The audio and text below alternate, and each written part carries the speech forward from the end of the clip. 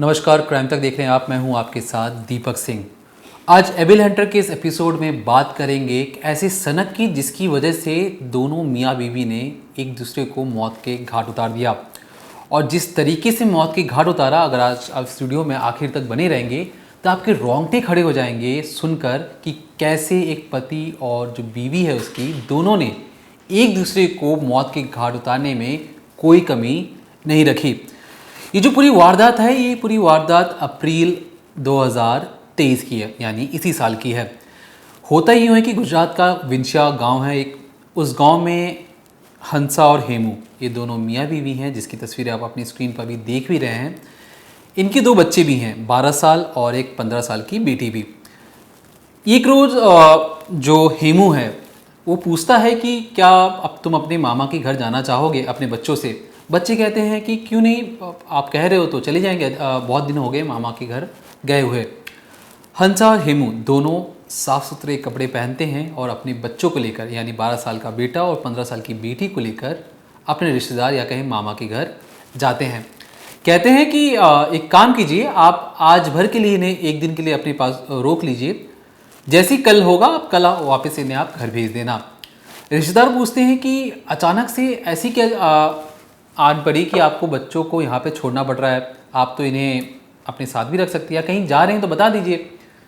हंसा और हेमू कहते हैं कि नहीं नहीं, ऐसी कोई बात नहीं है, हम बच्चों को बस आपके पास छोड़ रहे हैं, बस इस उम्मीद से कि इनका मन बहल जाएगा और हमें छोटा मोटा काम भी है तो हम घर पे रहेंगे नहीं। रिश्तेदार तैयार भी हो जाते हैं और जो बेटे और बेटी हैं, ये घर पे जो दूसरे बच्चे थे इनसे उनकी बनती थी, तो ये हंसी मजाक करते हुए उनसे घुल मिल जाते हैं। जो रिश्तेदार थे या कहें जो मामा का जो घर था, उन्हें कोई इस बात से दिक्कत भी नहीं थी।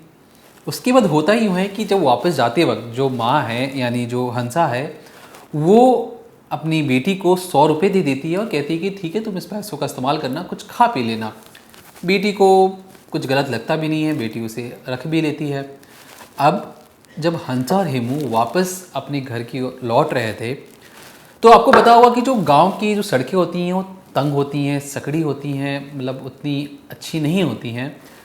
हंसा हेमू रास्ते भर में चल रहे थे, आसमान देख रहे थे, कभी सूरज बादलों के पीछे छिप रहा था, कभी सूरज वापस आ रहा था। तो रास्ते भर में चल तो रहे थे लेकिन सिर्फ ऊपर की ओर देख रहे थे, आसमान की ओर देख रहे थे, जैसे उन्हें लग रहा था कि कोई उनसे बातचीत कर रहा है। अब जैसे जैसे वो आगे बढ़ते गए, इनके चेहरों पर एक मुस्कुराहट आती गई। अब ये जो चीज़ें थी, जब वो जैसे कि आपने गांव में देखा भी होगा, आसपास गांव रहते हैं, बीच में सड़क रहती है, हर कोई हंसा और हेमू को देख रहा था। वो देख रहे थे कि हंसा हेमू मुस्कुरा रहे हैं और आसमान की ओर देख रहे हैं। कुछ दूर चलने के बाद हंसा हेमू एक दूसरे का हाथ पकड़ लेते हैं, एक दूसरे की ओर देखते हैं, मुस्कुराते हैं। अब गांव वाले जब ये सब चीज़ें देख रहे थे तो उन्हें लगा कि इसमें कोई भी गलत चीज़ तो है नहीं, मियाँ बीवी हैं, अच्छी बात है कि एक दूसरे को देख के स्माइल कर रहे हैं, हो सकता है कोई खुशखबरी हो जो भी ये लोग हमारे गांव वालों से शेयर ना करना चाहते हों। गांव वालों ने टोका टोकी करने की कोई कोशिश नहीं की। ये दोनों एक दूसरे को देखते हैं, हंसते हैं, फिर आसमान की ओर देखते हैं, फिर आगे चलते रहते हैं। अब जहाँ कहीं भी रास्ते में, जब गाँव के रास्ते में खड्डे आते तो ये उसे बच बच के निकलने की कोशिश किया करते। अक्सर अमूमन ऐसी चीज़ें नहीं होती हैं। अब हुआ यूँ कि जब ये चौराहे पे पहुँचते हैं तो एक गायों का झुंड, मतलब कई सारे पशु थे उसमें, वो वहाँ से आ रहे थे। होता भी है कि जैसे गांव में मान लीजिए कोई भी, अगर आप में से कोई भी गांव में रहा हो तो आपने देखा हो कि अक्सर जो पशु होते हैं, गाय या भैंस होती हैं, उन्हें नदी किनारे पानी पिलाना, नहलाना या चराने के लिए उन्हें ले जाया जाता है। तो कुछ इसी तरीके से एक झुंड, जो गायों का झुंड था, वो वहाँ से गुजर रहा था। अब जो हंसा और हेमू हैं, इनके कपड़े अक्सर गंदे रहते हैं, लेकिन उस रोज़ उन्होंने साफ कपड़े पहने थे। लेकिन जब गाय जाती हैं तो ये उन्हें छूने की कोशिश करते हैं, प्रणाम करने की कोशिश करते हैं। गांव वाले ये चीज़ें जानते थे, लेकिन गांव वालों को उस दिन थोड़ा सा अजीब लगा जब उन्होंने देखा कि हंसा हेमू जब गायों का झुंड जा रहा था तो उससे बचने की कोशिश कर रहे थे। वो ये नहीं चाह रहे थे कि गायों के जाने से जो धूल उड़ती है उससे उनके कपड़े गंदे हों, इस बात का खास ख्याल रखा जा रहा था। गांव वाले ने सोचा कि शायद हो सकता है इन्होंने नए कपड़े लिए हैं और ये नहीं चाह रहे कि किसी भी तरीके से कोई गंदगी इसमें लगे। लेकिन इस पूरी जो प्रकरण में सबसे अजीब बात ये कि ये बार बार आसमान की ओर देखना, मुस्कुराना एक दूसरे का हाथ पकड़ कर चलना। अब गाँव में अमूमन ऐसी चीज़ें नहीं होती हैं, भले ही आप मियाँ बीवी हों, लेकिन गाँव में बहुत अजीब समझा जाता है कि एक मियाँ बीवी हाथ पकड़ के चल रहे हैं, एक दूसरे को देख रहे हैं, आसमान देख रहे हैं, सूरज को देख रहे हैं, बादलों में जो छुपी सूरज जो लुका छुपी चल रही है उसको देख के हंस रहे हैं। अब जब गायों का झुंड आता है, जिसे अक्सर वो लोग प्रणाम कर लिया करते थे, उसे प्रणाम ना करके वो बचने की कोशिश करेंगे, जब तक धूल बैठ ना जाए ज़मीन पर वो वहाँ से निकलते नहीं हैं। ये सब चीज़ें गाँव वालों ने देखी, लेकिन कोई रोका टोकी हुई नहीं। उसके बाद जो हंसा हेमू है, जब धूल बैठ जाती है पशुओं के जाने के बाद, वो वहाँ से अपने घर की ओर निकलते हैं। जैसे जैसे वो आगे बढ़ते हैं, उनके चेहरों की जो मुस्कुराहट थी वो यूं ही बनी रही। हर कोई इन्हें देख रहा था, जो रास्ते में आने जाने वाले लोग थे उन्हें प्रणाम नमस्कार सब कुछ कर रहे थे, लेकिन आज उन्हें गांव वालों को लगा कि इनके चेहरों पर एक अलग ही मुस्कुराहट है। इसके बाद जैसे ही वो मौके पर पहुंचते हैं, घर पर पहुंचते हैं, तो घर पर जो कुंडी लगी होती है, कुंडी लगाकर ताला लगा दिया जाता है, अक्सर जो गांव का घर होता है। लेकिन जब हंसा हेमू पहुंचते हैं तो क्या करते हैं, लॉक खोलते हैं, ताला खोला, ताला खोलकर वो नीचे लगा देते हैं, लेकिन कुंडी को नहीं खोलते। अपने घर में पहुंच तो गए, लेकिन वो कुंडी नहीं खोल के सिर्फ ताला खोलकर ताला नीचे लगा देते हैं। इसके बाद हंसा जो हेमू हैं वो पीछे के रास्ते से जाते हैं अपने खेत में।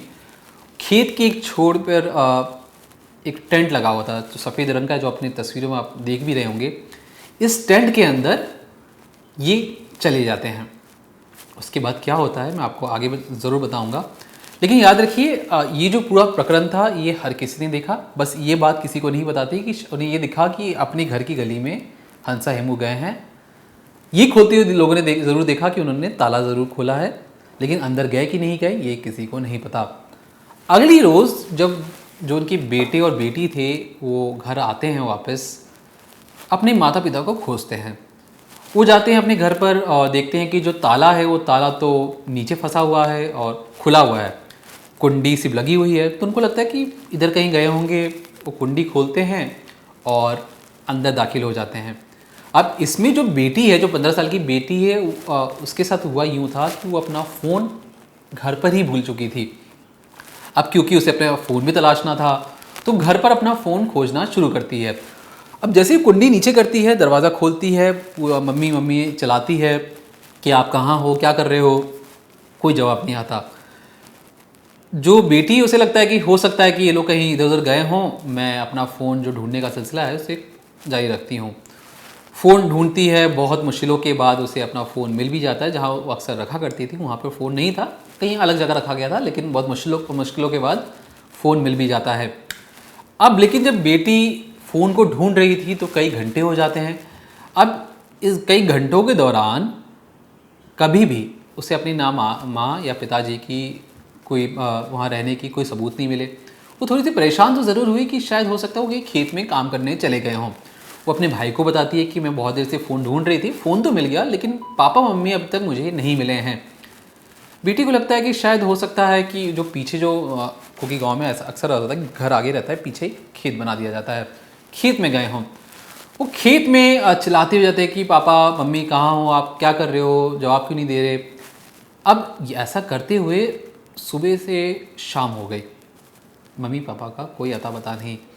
लेकिन खेत में ढूंढा, खेत में नहीं मिले, घर में ढूंढा, घर के अलग अलग कमरों में ढूंढा, कोई सबूत नहीं, और घर बिल्कुल साफ़ सुथरा जैसा रहता है। फिर उनको लगा कि हो सकता है वो उस टेंट में हो जिस टेंट को वो देख रहे हैं। लेकिन इस टेंट की खासियत है, जैसा कि मैंने आपको पहले ही बताया था कि हंसा हेमू चले जाते हैं उस टेंट के अंदर, लेकिन ये दोनों टेंट के अंदर नहीं जा रहे थे। अब टेंट की खासियत क्या है, चलिए मैं आपको पहले वो बता देता हूँ, उसके बाद बताऊँगा उस टेंट के अंदर इन दोनों को क्या दिखा। दरअसल सबसे पहले ये जो टेंट है, इस टेंट को इन्होंने एक मंदिर की तौर पर बना रखा था। बहुत पहले इनके घर पे एक ब्राह्मण आए थे जिन्होंने कहा था कि आप एक काम कीजिए, पूजा पाठ कीजिए, और ये जो शिवलिंग है इसे आप इस टेंट के अंदर रखकर पूजा पाठ कीजिए। और बिल्कुल भी जो हंसा हेमू है इस टेंट को बिल्कुल साफ़ सुथरा रखते थे, अपने घर से ज़्यादा उसकी साफ़ सफाई किया करते थे।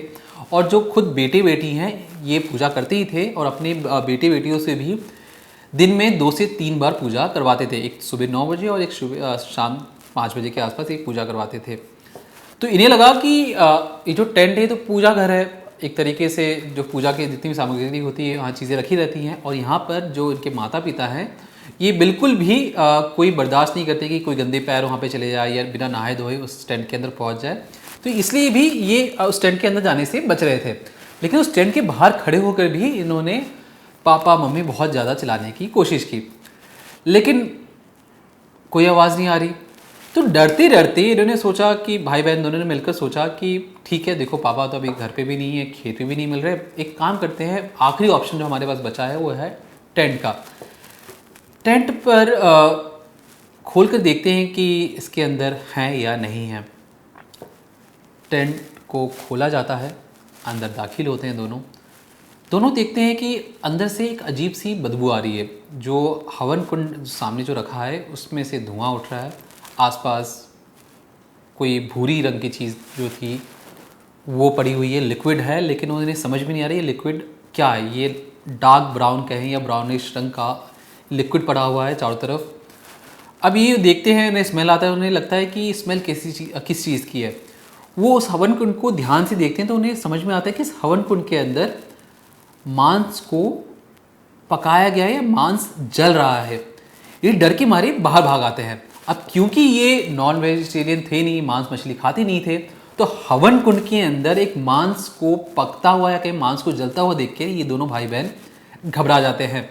ये फौरन ही भागते हुए अपने चाचा के पास जाके कहते हैं कि पापा मम्मी मिल नहीं रहे हैं, और टेंट के अंदर इन्होंने शायद भूरे रंग की एक लिक्विड देखा है, और प्लस जो हवन कुंड है उसमें कोई मांस पकता हुआ नजर आया है। चाचा को लगता है कि शायद हो सकता है इधर कहीं गए हों और उनका शायद कुछ खाने का मन किया हो। चाचा और जो बेटी हैं फ़ौरन ही वहाँ पर पहुँचते हैं और तलाशना शुरू करते हैं। चारों तरफ ढूंढा जाता है, कहीं उनकी मौजूदगी नहीं मिलती है। अब थक हार कर पुलिस को बुलाया जाता है। ये लोग पुलिस में जाने से बच रहे थे। जब पुलिस को मौका वारदात पे बुलाया जाता है, पुलिस तलाश अभियान चालू करती है। अब होता यूँ है कि जब पुलिस घर पे ढूंढा, खेत में ढूंढा, नहीं मिला, उस टेंट को दोबारा जब खोलती है, उस हवन कुंड को लकड़ी के माध्यम से, किसी भी माध्यम से हिला डुला के देखती है, तो उन्हें समझ में आता है कि इस हवन कुंड के अंदर कुछ चीज़ें रखी हैं जो इंसानी मांस हो सकता है। अब जो हवन कुंड, मैं आपको तस्वीर दिखाने की कोशिश करता हूँ। ये जो हवन कुंड आप देख रहे हैं, इसके पीछे एक दरवाज़ा टाइप का बना हुआ है, चौखट टाइप की चीज़ें बनी हुई हैं, जिसके सामने से रस्सी निकल रही है। अब जो ये तस्वीरें जो देख रहे हैं आप, जो रस्सी निकली हुई है और ये जो इतना बड़ा सा चौखट टाइप का बना हुआ है, बच्चों से पूछा गया कि ये क्या चीज़ है, तो बच्चों ने बताया कि पापा बहुत दिनों से लोहे, लकड़ी, कई कबाड़ इकट्ठा कर रहे थे, शायद ये उसी का हिस्सा है। तो मैं बताऊंगा जो चीज़ आप अपनी लकड़ी की अभी आपने स्क्रीन पर देख रही है क्या चीज़ है, बिल्कुल धैर्य बना के रखिएगा। इस जो लकड़ी को और लोहे के माध्यम से जो हेमू है, हेमूराज जो है, उसने एक बहुत लंबी सी एक लकड़ी की चीज़ें बनाई। उसके नीचे उसने क्या रखा, एक जहाँ पे इतनी ऐसी चीज़ रखी जहाँ पे मुँह जा सकता हो, उसके ऊपर उसने रखा एक ब्लेड जैसी चीज़ें।